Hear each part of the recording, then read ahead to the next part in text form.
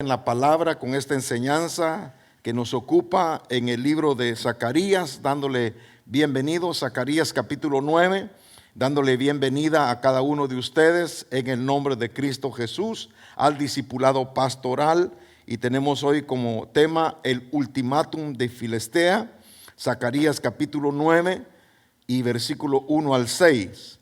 El ultimátum es la resolución que se hace terminante y definitiva, pero que se tiene que comunicar por escrito. Entonces, este ultimátum es a Filistea sobre el principado de Ecrón. Recordamos nosotros que Pentápolis era la confederación de 5 ciudades a las cuales pertenecían a los príncipes que gobernaban en Filistea. Vimos a Gaza, Asdón, vimos a Ascalón y vimos a Gat, de donde procedía Goliat. Ahora vamos a ver Ecrón, y en el diccionario Strong la palabra es número 6131 y en hebreo se dice Akwar. Ahora en español la conocemos como Ecrón. Así que Ecrón significa entonces en relación a desarraigar, quitar de raíz, extirpar. Mire lo que este principado quiere hacer. Notamos que este espíritu que se mueve en esa región producía, por supuesto, un desarraigo. Quiere decir quitar de raíz, extirpar, sacar, soltar. Y entonces la expresión nos conlleva a reconocer que este principado lo que quiere quitar es la unción que está sobre el pueblo. Y esa unción nosotros no debemos de perderla. Al contrario, debemos de pedir esa unción que caiga sobre nosotros. Entonces, el ultimátum de Filistea es para que pueda reconocer que esa comunicación que se ha hecho por escrito es por medio del profeta Zacarías capítulo 9. De esa manera entonces nosotros notamos aquí que tiene una injerencia no solamente del pasado, ¿verdad? Porque ya vimos Josué y Jueces, pero ahora vamos a ver a un futuro no muy lejano, un futuro cercano. Y dice el capítulo 9, verso 1, profecía de la palabra del Señor contra la tierra de Hadrac y Damasco, su lugar de reposo. Y entre paréntesis, porque hacia el Señor están puestos los ojos de los hombres y de todas las tribus de Israel. En otra versión dice que los ojos de los hombres y de todas las tribus de Israel tienen que estar siempre puestos en el Señor. Entonces, ahora en el Antiguo Testamento se mencionaba esto, pero también en el libro de Hebreos dice, puesto nuestros ojos en el autor y el consumador de la fe, en Jesucristo.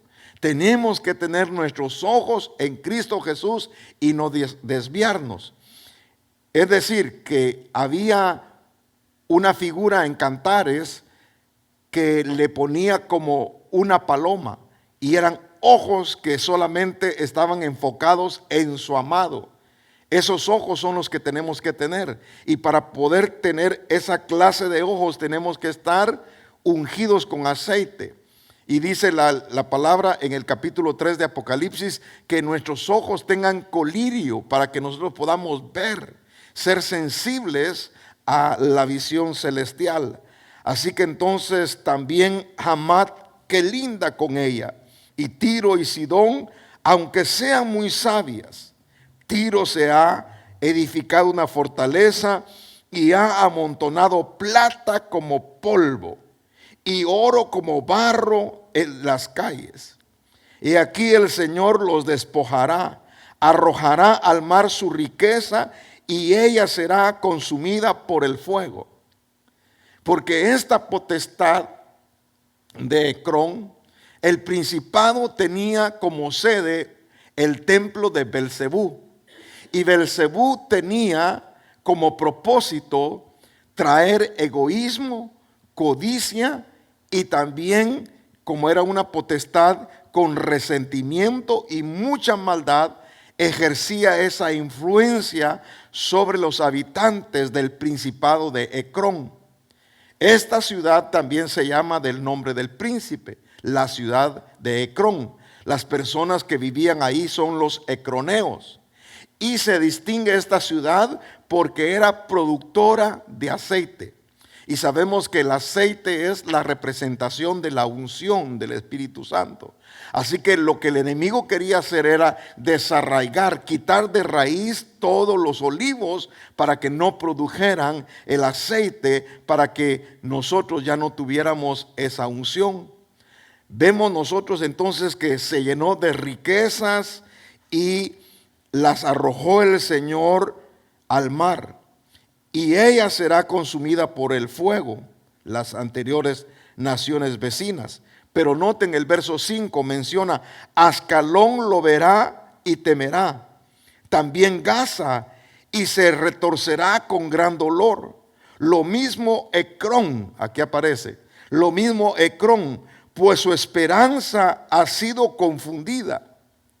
Es decir que siendo productora de aceite, ella tenía su esperanza en que iba a alcanzar riquezas, pero en su esperanza fue confundida. Además perecerá el rey de Gaza y Ascalón no será habitada.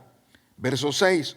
Un pueblo bastardo habitará en Asdod y yo destruiré el orgullo de los filisteos, dice el Señor. Ahora bien, notemos por favor aquí en el mapa, y tenemos este mapa que nos hace ver la llanura de Filistea, pero también ahí están estas ciudades, y notamos que muy cerca de Jerusalén está Ecrón. Acuérdese que Jerusalén era capital del reino del sur, y Samaria en la parte de arriba, y Samaria exactamente ahí, Samaria era la capital del reino del norte. Así que teníamos Israel, 10 tribus y 12 tribus con Judá, que lo acompañaba Benjamín. Ahora la profecía es para que los ecroneos entiendan que ellos no pueden arrancar lo que Dios ha plantado. Y lo que Dios arranca, nadie lo puede mantener plantado porque se marchita. Dios es el Señor y tiene el hombre que poner sus ojos en Él. Si los pone y se desvía, está viendo su ciencia, su sabiduría. Entonces tenemos aquí estos 5 principados: Gaza, Asdod, Ashkelón, Gat y Ecrón. Justamente vimos ahí donde se ubicaban ellos, pero lo que es importante notar aquí, cómo en la batalla espiritual contra las tinieblas hay algo que llama mucho la atención. Y vayamos al libro de Reyes, por favor. Libro primero de Reyes, y vamos a anotar aquí justamente en nuestro pizarrón. Va a ir a libro primero de Reyes, capítulo 18. Libro primero de Reyes, capítulo 18, y ahí vamos a adelantarnos un poquito hacia el verso 25. Y dice: porque había una batalla, ¿se recuerda la batalla de Elías contra los profetas de Baal? Vamos a ir hasta el verso 25. Y Elías dijo a los profetas de Baal: escoged un novillo para vosotros y preparadlo primero, pues sois los más. Por lo menos se tomaron menos tiempo porque tenían más personas. E invocad el nombre de vuestro Dios. Si tiene la versión de las Américas, va a notar que Dios aparece con D minúscula. No sé si la del 60 tiene D minúscula, ¿verdad? Eso significa que es un ídolo Baal. Ahora, note la forma en que se escribe Baal. Baal se escribe Baal, que significa el Señor, como imitación del nombre del Señor.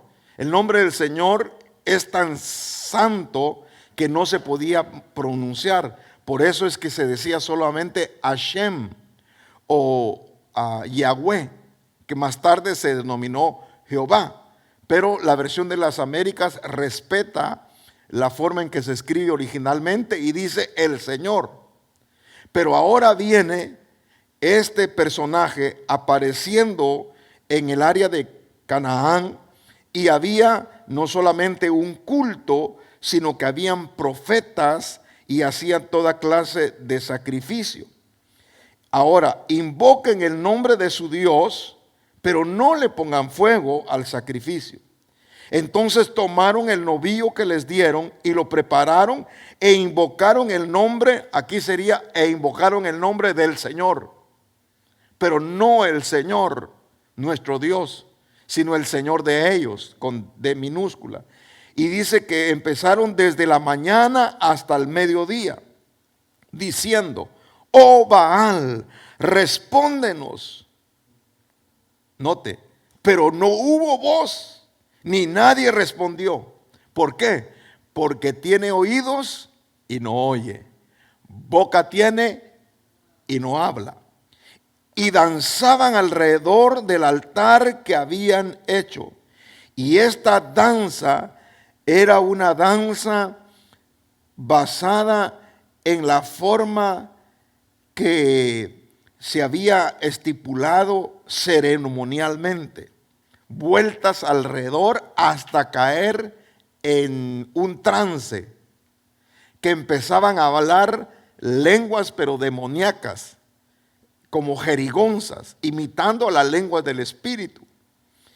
Y sucedió que ya al mediodía Elías se burlaba de ellos y decía: clamen en voz alta, pues es un Dios. Tal vez estará meditando, o se habrá desviado, o estará de viaje.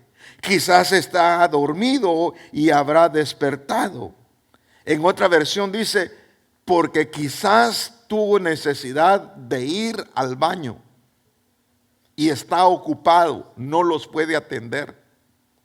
Y gritaban a grandes voces y se sajaban, es decir, que se hacían cortes en sus brazos, cortes en su pecho, cortes en sus piernas, y salía sangre de sus propios cuerpos, ofreciendo un sacrificio como una imitación al sacrificio que nosotros debemos de hacer. La palabra nos dice: haced un sacrificio vivo y santo. Pero este es un sacrificio que a Dios no le agrada. A Dios no le agrada que las personas se sajen, se corten su cuerpo. Y dice entonces que sucedió que con espadas y lanzas, según su costumbre, se sajaban hasta que la sangre chorreaba sobre ellos. Y sucedió que pasando el mediodía, se pusieron a gritar frenéticamente. No solamente era un grito, sino que ellos también, como les decía anteriormente, profetizaban, hablaban jerigonza, porque ya estaban en trance.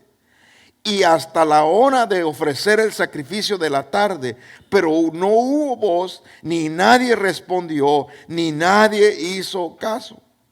Entonces Elías dijo al pueblo: acérquense a mí. Y todo el pueblo se acercó a él.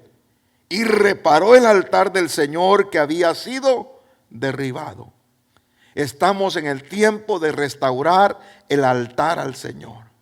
Israel en estos momentos está en un cese de fuego temporal, pero también tiene que reconocer que la necesidad de restaurar el altar al Señor.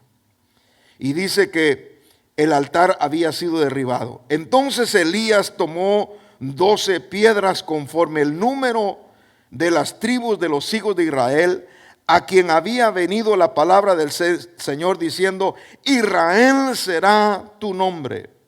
Y con las piedras edificó un altar en el nombre del Señor e hizo una zanja alrededor del altar suficientemente grande para contener 2 medidas de semilla. Dispuso después la leña, cortó el novillo en pedazos y lo colocó sobre la leña.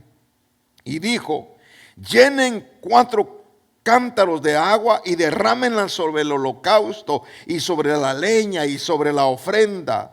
Después dijo: háganlo segunda vez. Y lo hicieron por segunda vez. Háganlo por tercera vez. Y lo hicieron por tercera vez. El agua corría alrededor del altar y él también llenó la zanja de agua. Y sucedió que a la hora de ofrecer el sacrificio de la tarde, el profeta Elías se acercó y dijo: oh Señor, Dios de Abraham, de Isaac y de Israel, que sepa hoy que tú eres Dios en Israel, que yo soy tu siervo y que he hecho todas estas cosas por palabra tuya.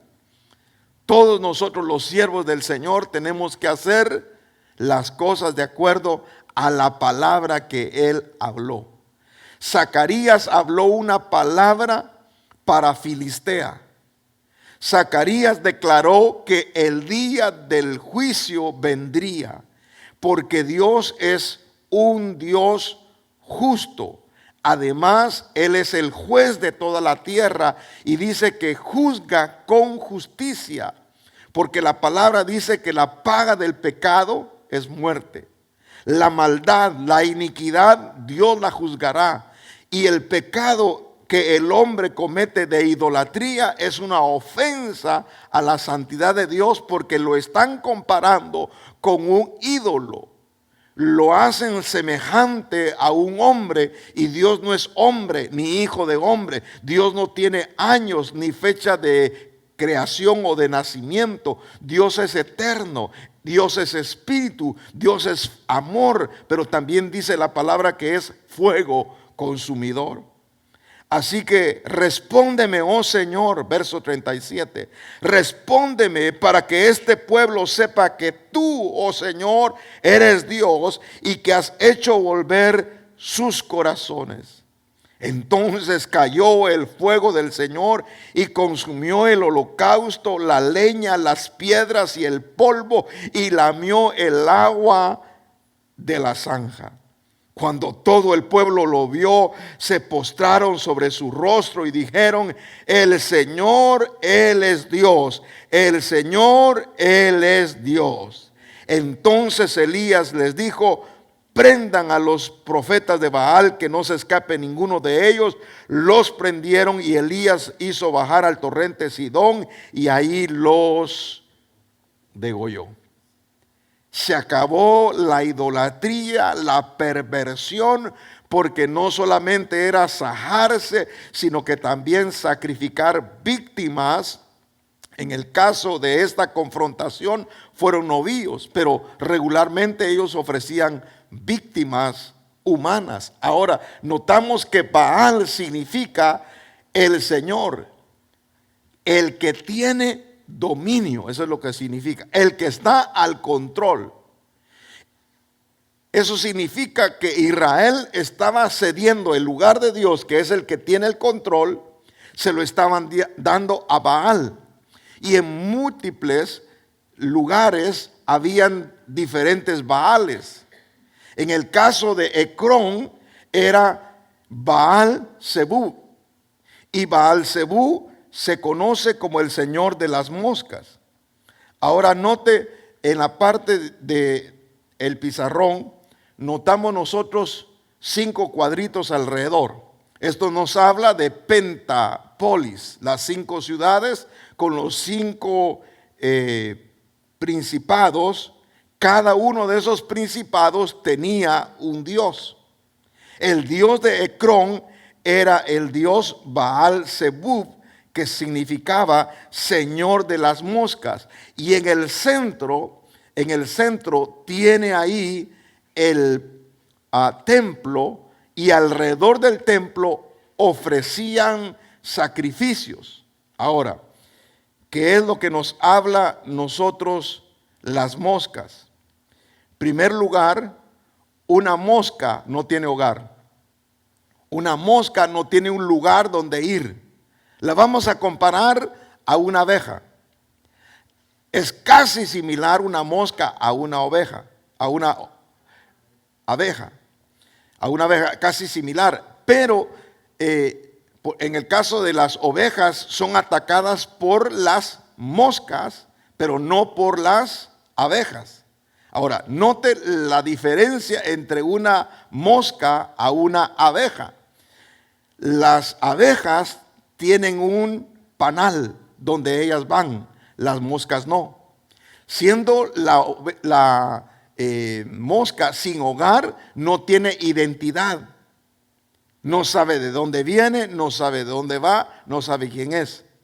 La abeja sabe de dónde viene, de dónde salió y dónde regresa. Ella tiene un idioma. La abeja se comunica por medio de sus antenitas.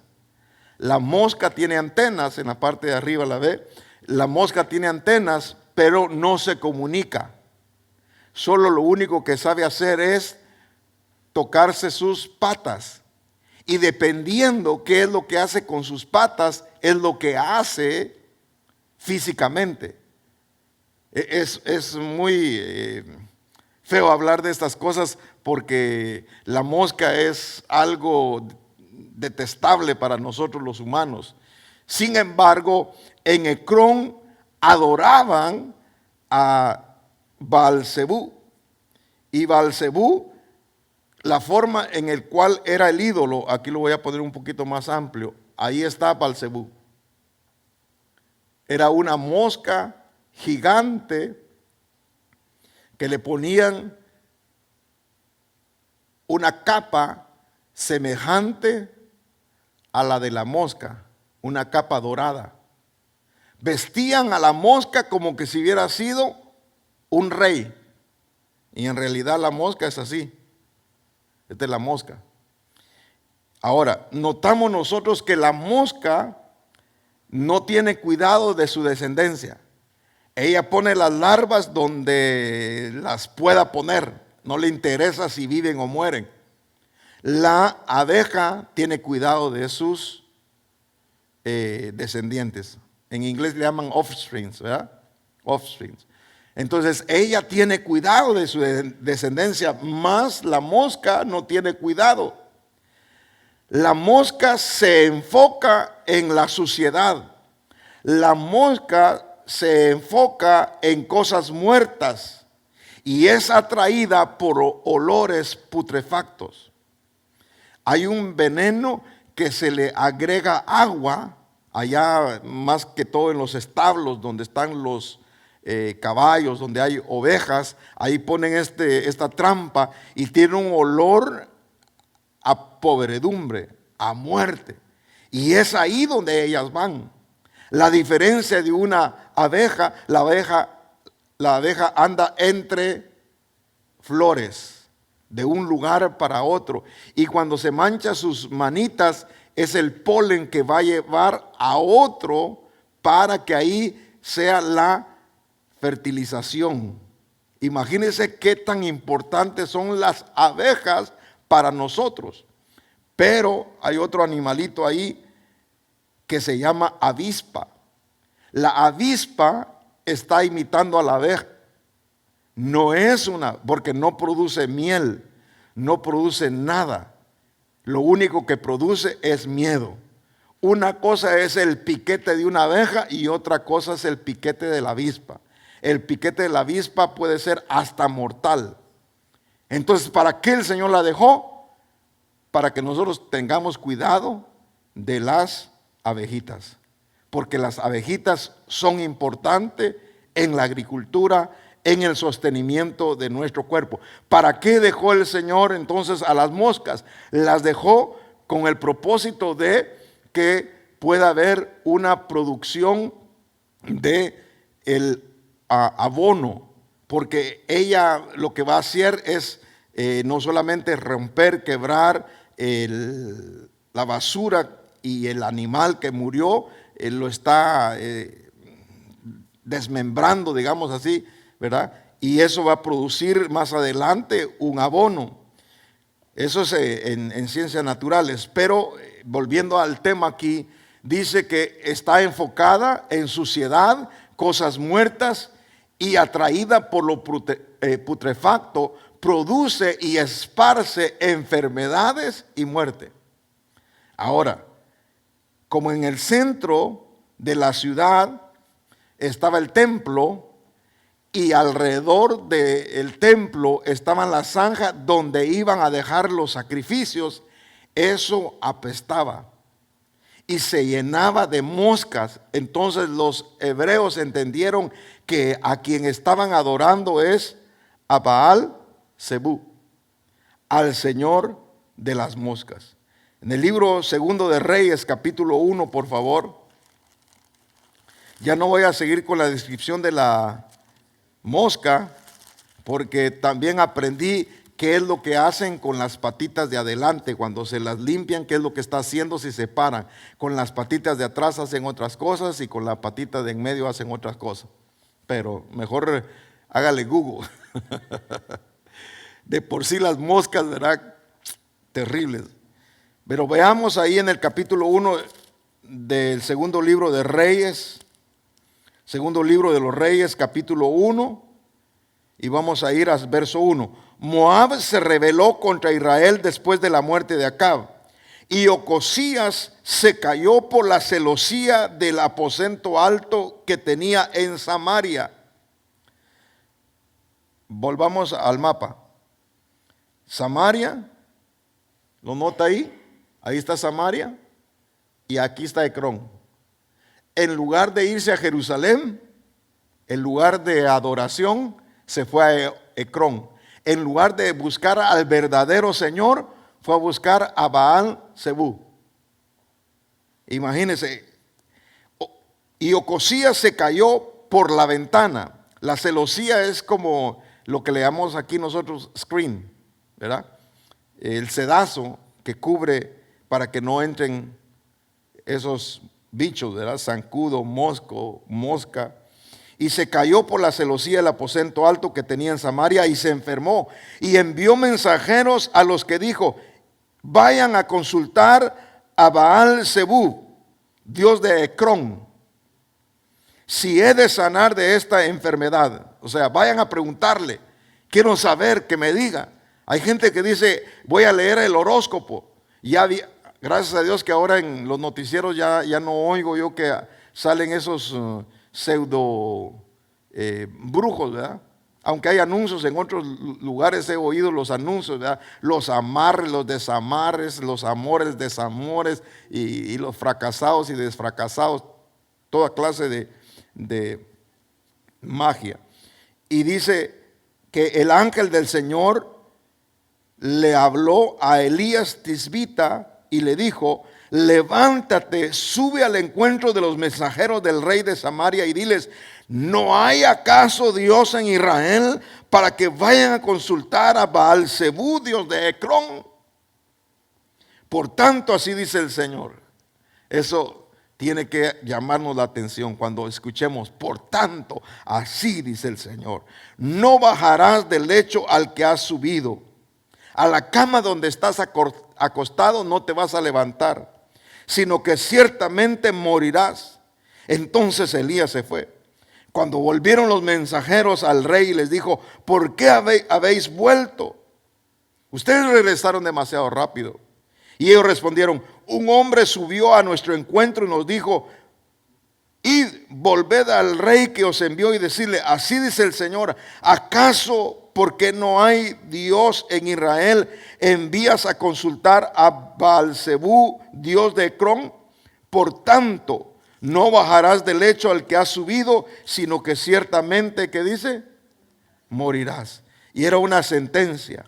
Y él le dijo: ¿qué aspecto tenía el hombre que subió a vuestro encuentro y os habló estas palabras? Y ellos le respondieron: era un hombre cubierto de pelo, con un cinturón de cuero ceñido a sus lomos. Y él dijo: es Elías Tisbita. La palabra que Dios dio es la palabra que el profeta habló.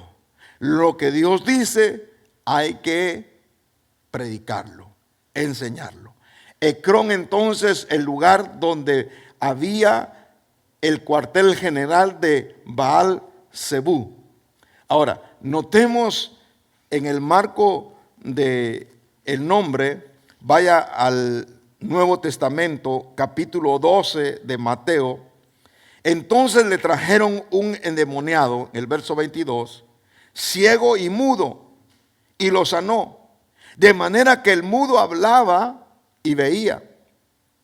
Y todas las multitudes estaban asombradas y decían: ¿acaso no es este el hijo de David?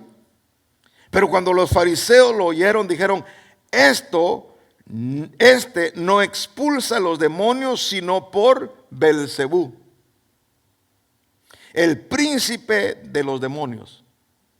Mire en la posición que ponen ahora a Baal-Zebú, como príncipe de los demonios.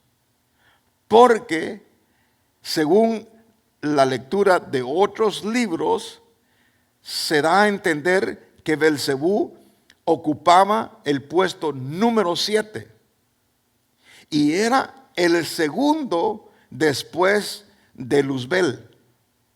Y cuando se halló maldad en él, fue desarraigado. Es decir, que ellos básicamente pertenecen al grupo de los ángeles caídos y se convirtieron en príncipes de los demonios.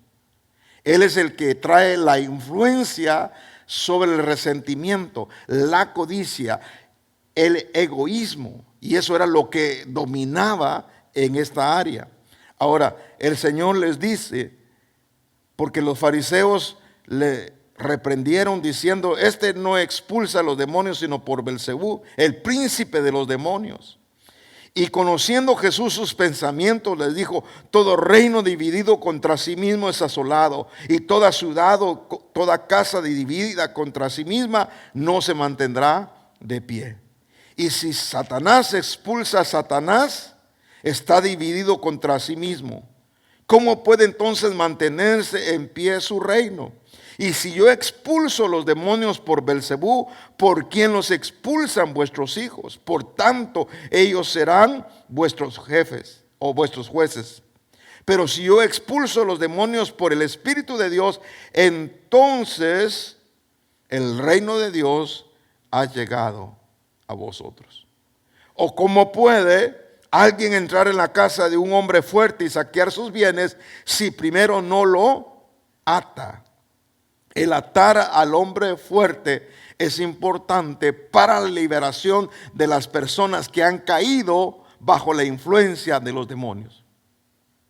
En Perú, por ejemplo, un grupo de escolares estaba jugando la ouija y diciendo o haciendo preguntas a esa tabla, y la tabla les habló, se movió, y la mayoría de los que estaban jugando quedó endemoniado. Entonces era necesario atar al hombre fuerte para que soltara a esas jovencitas y a esos muchachos.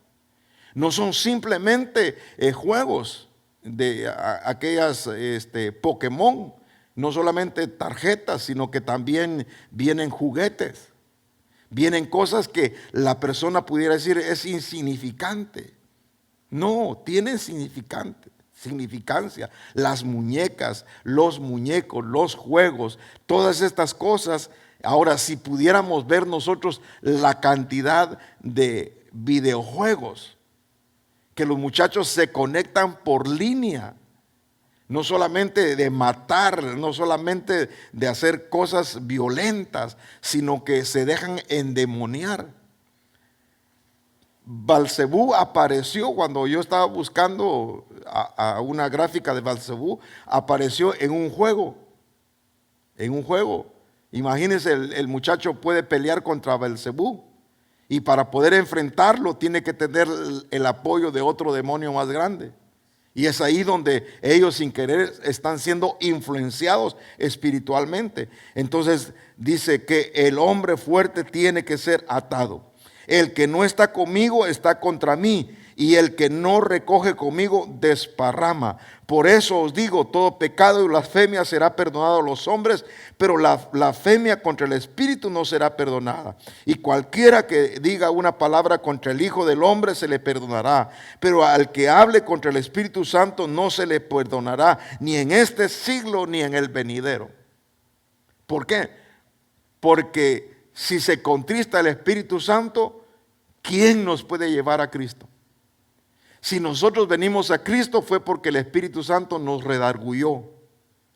Y nadie puede ir al Padre si no es por Cristo. Entonces, si se blasfema el Espíritu Santo, ¿cómo va a ir al Padre si no lo puede guiar a Cristo? Y sin Cristo no podemos ir al Padre. No se perdona ni en esta ni en la verdadera. Ahora, ¿qué es lo que sucede? Dice la palabra del Señor en el libro de Eclesiastés capítulo 10, que ahí en Ecrón se basaba el quitar de raíces, desarraigar, extirpar, arruinar la unción del óleo para no ser agradable a Dios. Vamos a ver Eclesiastés, por favor, antes de Cantares y después de Proverbios, capítulo 10 dijimos, ¿verdad? Eclesiastés 10. Y estaba dando una clase a la cual fui invitada y dijeron, lo difícil de las clases del pastor es de que los dibujos a veces no los podemos hacer. Pero yo también me paso tiempo tratando de ver cómo se dibuja una mosca. Pero no se trata de que usted sea un buen dibujante, se trata de que usted sea un buen hacedor de la palabra. Tome nota si puede.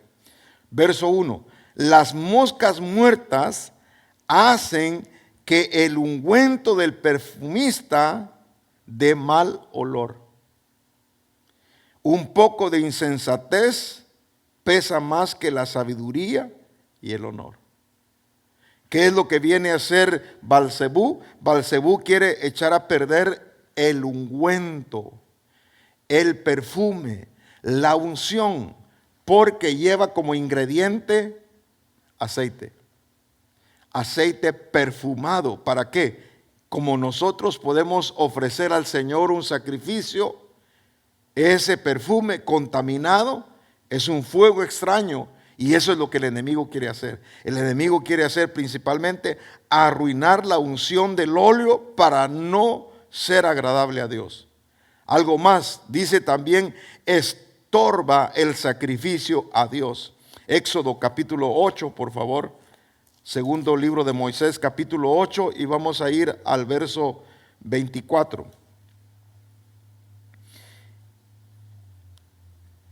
Y así lo hizo el Señor.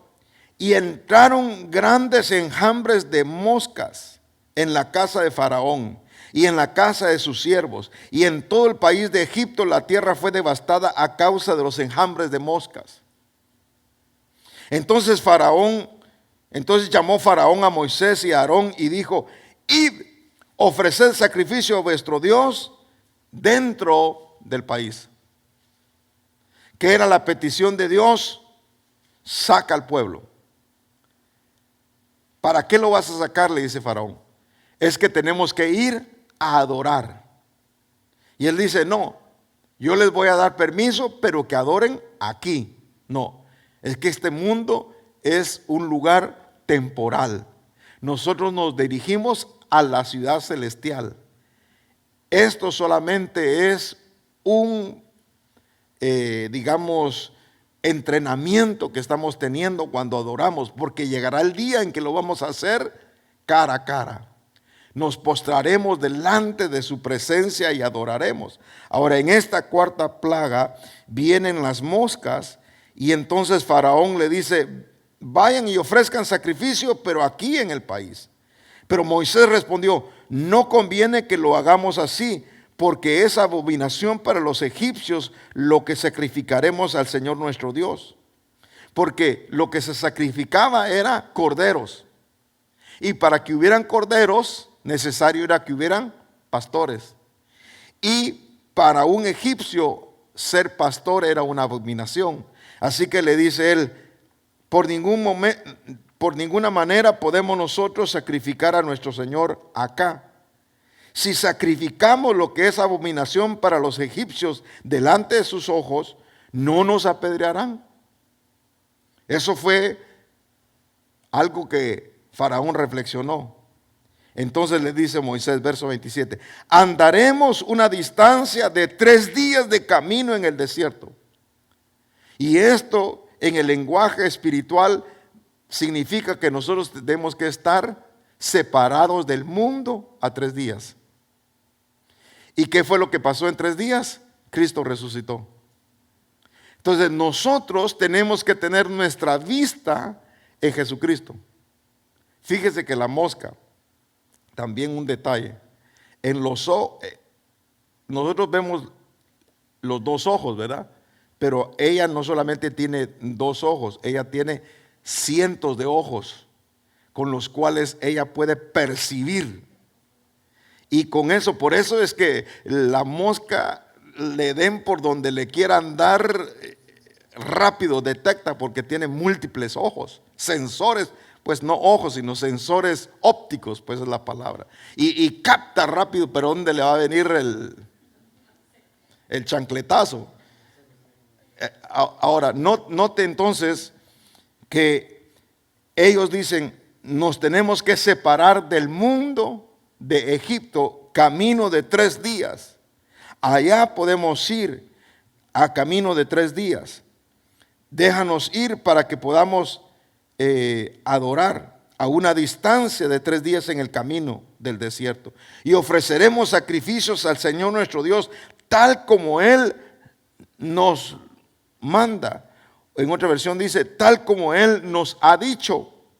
Y Faraón dijo, los voy a dejar ir para que ofrezcan sacrificio al Señor su Dios en el desierto, solo que no vayan muy lejos, oren por mí. Después les dijo, si no quieren aquí, pues un poquito, pero no se van a ir muy lejos. Y esta era la 4ª, todavía viene la 5ª y la 6ª, la 7ª, la 8ª.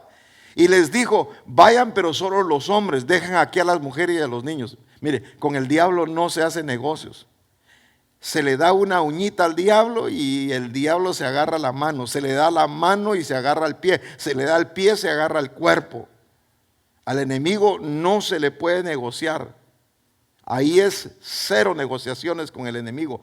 Por eso es que la palabra nos habla a nosotros que el ultimátum es la resolución terminante y definitiva comunicada por medio del profeta Zacarías respecto a lo que en Ecrón estaba sucediendo, lo que en esa tierra sucedió. El Señor les dijo que expulsaran a todos. ¿Por qué? Porque había idolatría.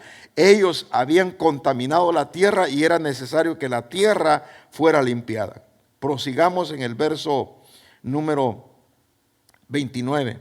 Entonces dijo Moisés, he aquí voy a salir de tu presencia y rogaré al Señor para que los enjambres de moscas se alejen mañana de Faraón, de sus siervos y de su pueblo.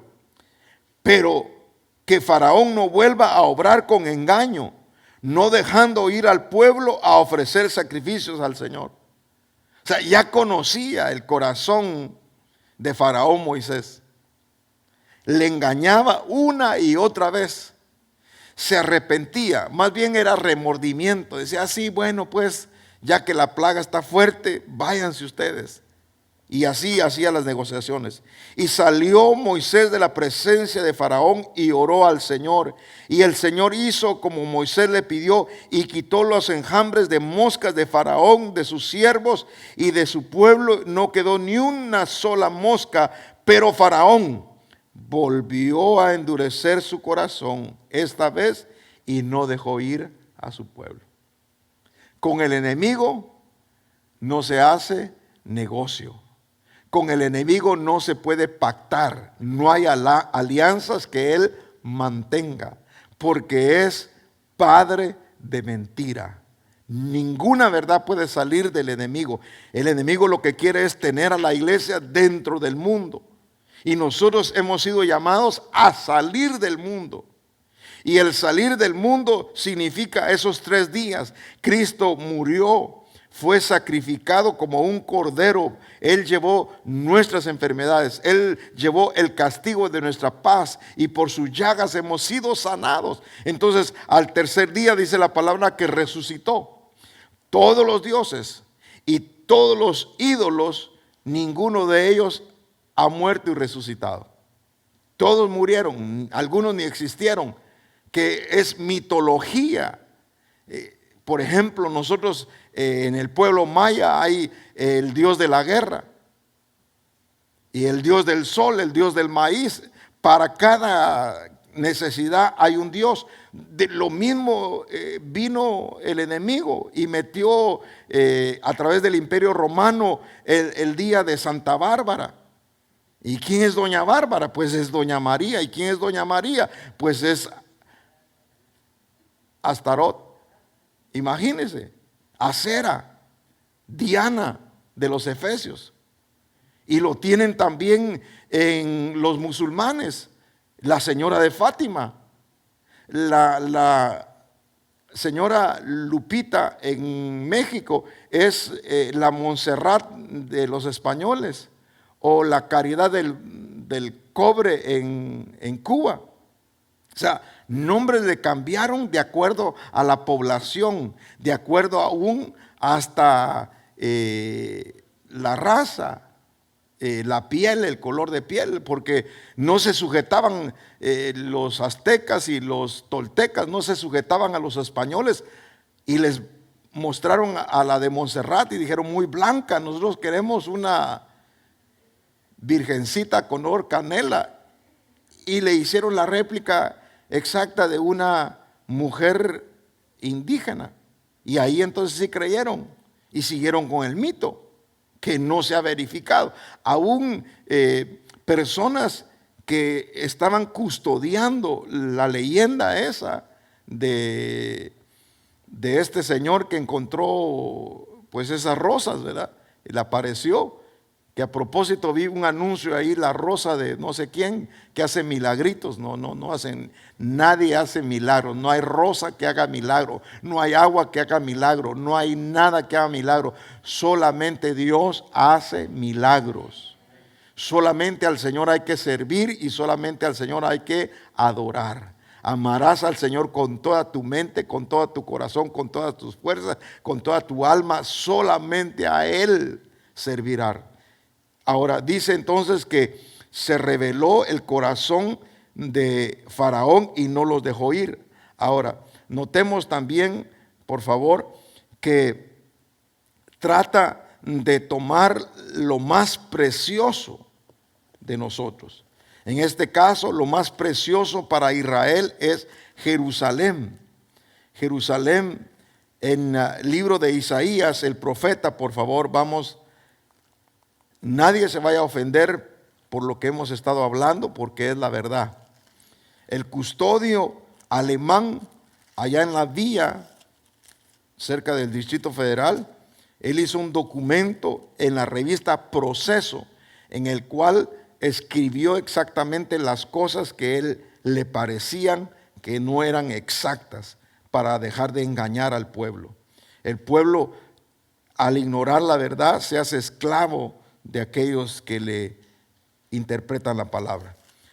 Palabra del profeta Isaías, por favor, capítulo 7, tenemos ahí en pantalla, capítulo 7, vamos a ir al verso número 1. Y aconteció que en los días de Acaz, hijo de Jotam, hijo de Usías, rey de Judá, subió Rezim, rey de Aram, con Peca, hijo de Remalías, rey de Israel, a Jerusalén para combatir contra ella, pero no pudieron tomarla. La sitiaron, pero no la pudieron tomar. Y se dio aviso a la casa de David diciendo: los arameos han acampado en Efraín. Y se estremeció el corazón del rey y el corazón de su pueblo, como se estremecen los árboles del bosque ante el viento. No se vaya a dejar engañar por esos vientos de tifón y todas esas tormentas tropicales, cambios climáticos y que la tierra solamente va a durar como unos 30 años más. No, la tierra va a seguir. Quienes no vamos a ir va a ser nosotros de esta tierra. Y ya casi nos estamos yendo. Ya casi nos estamos yendo porque las cosas se están complicando. Uno no mira mucho las noticias, pero cuando ve las noticias verdaderas, uno dice, poder de Dios, si nos falta poquito para que el Señor venga. Entonces el Señor dijo a Isaías, sal ahora al encuentro de Acaz, tú y tu hijo Sear Jasub, al extremo del acueducto del estanque superior en la calzada del campo del batanero, y dile, estate alerta y ten calma, no temas ni desmaye tu corazón ante estos dos cabos de tizones humeantes, a causa de la ira encendida de Resín y de Aram y del hijo de Remalías, porque Aram ha tramado mal contra ti junto con Efraín y el hijo de Remalías, diciendo, subamos contra Judá y aterroricémosla, hagamos una brecha en sus murallas y pongamos por rey en medio de ella al hijo de Talabel. Así dice el Señor Dios, no prevalecerá ni se cumplirá. ¿Por qué? Porque Dios es el que guarda a Israel. Porque Jerusalén está rodeada por montes y no se conmueve. Si alguno viene contra ti, será sin mí, dice el Señor. Veamos el verso 17, por favor. El Señor hará venir sobre ti, sobre tu pueblo y sobre la casa de tu padre, días como nunca han venido desde el día en que Efraín se apartó de Judá, es decir, el rey de Asiria. Y sucederá que aquel día el Señor silbará, ¿a quién? A la mosca. Silbará a la mosca que está en lo más remoto de los ríos de Egipto y a la abeja que está en la tierra de Asiria. ¿Qué es lo que produce la mosca? La mosca produce enfermedades y muerte. ¿Qué es lo que produce la abeja? La abeja produce miel, que es alimento y que es vida. Jonatán estaba en ayuno y todo el pueblo estaba falto de fuerzas. Sin embargo, dice que vio un panal y con su lanza tomó el panal de miel y se lo llevó a sus labios, y cuando tocó la miel, sus labios, dice que todo su cuerpo fue fortalecido y le dio vigor y pudo ver con sus ojos más claramente. Y con eso dice la palabra que él peleó. Así que tú eres la espada de guerrero. El Señor te llama como espada de guerrero. Ve a pelear. Y tus hijos son flechas como relámpagos. Y sus esposos son como shofaristas que tocan al sonido de guerra y de victoria. Dice el verso 18, y sucederá que en aquel día el Señor silbará a la mosca y la mosca le va a obedecer. Puso una ballena o un pez gigante y lo mandó para que fuera a recoger a su hijo rebelde. Si no lo lleva a través de un submarino, él no llega a tiempo y destruye la ciudad de Nínive. Se había ido a otro lugar, entonces tenía que redimir el tiempo y tenía que irse rápido. Y agarró el submarino y lo tiró ahí al otro lado. Y dijeron, este es Dios pez, este es Dagón, le decían a Jonás, porque salió de un pez y nadie sobrevive después de estar en el vientre de una ballena o un pez gigante. Y todas ellas vendrán y se posarán en los precipicios de las barrancas o encrespados, dice otra versión, o torrentes, en las hendiduras de las peñas, en todos los espinos, en todos los abrevaderos. En aquel día el Señor afeitará con navaja alquilada en las regiones más allá de Éufrates, es decir, con el rey de Asiria, la cabeza y el pelo de las piernas, y quitará la barba. Fue palabra de Dios. Ahora, el castigo de Dios por la maldad del hombre. Concluyamos, por favor, el libro de Samuel. Libro del profeta Samuel primero, Primer libro del profeta Samuel, capítulo 5. Vamos a ir rápido al verso 10. 5:10. Entonces enviaron el arca de Dios a Ecrón. ¿Qué es lo que pasó? El castigo de Dios por la maldad del hombre. Tomaron, dice la palabra, que los filisteos tomaron el arca de Dios y la llevaron a Ebenezer. Ebenezer era un lugar significativo para el profeta Samuel. Samuel había dicho: hasta aquí me ayudó el Señor. Por tanto, Ebenezer es piedra de apoyo. Y dice la palabra que tomaron los filisteos el arca de Dios y la introdujeron en el templo de Dagón, otro de los dioses que ellos tenían. Como trofeo lo exhibieron, ¿verdad? Y luego lo llevaron de ahí, de Asdod, dice la palabra, lo llevaron a los territorios ocupados, y los filisteos estaban en un gran mal. Y sucedió que cuando la habían trasladado, la mano del Señor estuvo contra la ciudad, causando gran confusión, e hirió a los hombres de la ciudad, desde el menor hasta el mayor, saliéndoles tumores. Verso 10, donde lo quería llevar. Entonces enviaron el arca de Dios a Ecrón, aparece. Y sucedió que cuando el arca de Dios llegó a Ecrón, los ecronitas, o ecroneos, como lo dice en otra versión, clamaron diciendo: han traído el arca del Dios de Israel hasta nosotros para matarnos a nosotros y a nuestro pueblo. Enviaron pues y reunieron a todos los príncipes de los filisteos y dijeron: sacad de aquí el arca de Dios de Israel y que vuelva a su sitio, para que no nos mate a nosotros y a nuestro pueblo. Porque había un pánico mortal por toda la ciudad. La mano de Dios se hizo muy pesada ahí. En otra versión dice: y la mano de Dios cayó sobre ellos. Una cosa es que nosotros estemos en la mano de Dios, y otra cosa es que la mano de Dios nos caiga. Cuando estamos en la mano de Dios es porque Él nos está llevando. Cuando cae es porque Él nos está castigando. Y los hombres que no murieron fueron heridos con tumores, y el clamor de la ciudad de Ecrón subió hasta el cielo. ¿Qué es lo que quiere hacer el enemigo? Arruinar la unción. ¿Qué es lo que quiere hacer el enemigo a través de Ecrón? Estorbar el sacrificio a Dios. Los ecronitas tratan de tomar lo más precioso. El castigo de Dios por la maldad de ellos es castigada. Pero si se arrepienten, dice la palabra que el clamor puede llegar hasta el cielo, porque Dios es amplio en perdonar. No importa cuál sea el pecado: idolatría, blasfemia contra el Padre, blasfemia contra el Hijo, todo pecado es perdonado, menos el pecado en contra del Espíritu Santo.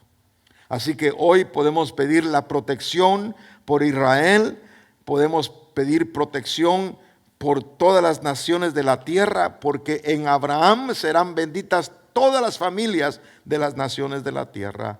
Bendecimos, Padre, cada familia, bendecimos cada varón, Señor amado, que con su shofar, así como esa trompeta que suena, Padre, en el ejército, así también cada varón se levante en su casa, en su hogar, con su familia, Padre. Su esposa sea una espada de guerrero, Padre, en el nombre de Jesús. Cada hijo sea una flecha, Padre, en el nombre poderoso de Jesús. Que no haya nada ni nadie que estorbe el sacrificio que tenemos que traer a ti. Tú lo has pedido. El adorador tiene que adorarme en espíritu y en verdad. Tú buscas, Padre, adoración. A ti te gusta que tu pueblo viva en santidad, porque tú eres santo.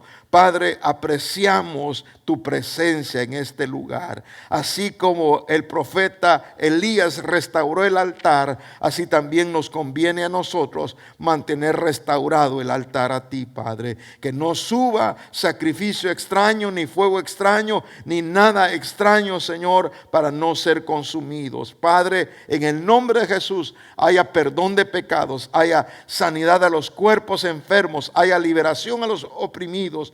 Protege, Padre, a aquellos que están en persecución por causa del Evangelio, aquellos que sufren esa persecución del enemigo, Padre, en contra de su fe, de su convicción. Protege, Padre Celestial, al huérfano, a la viuda, Padre, en el nombre poderoso de Jesús. Y a nosotros como iglesia, Padre, te pedimos ser la escogida, la que está no solamente comprometida, sino que está en esa preparación. En el nombre de Jesús lo pedimos y te bendecimos, Señor. Amén y amén.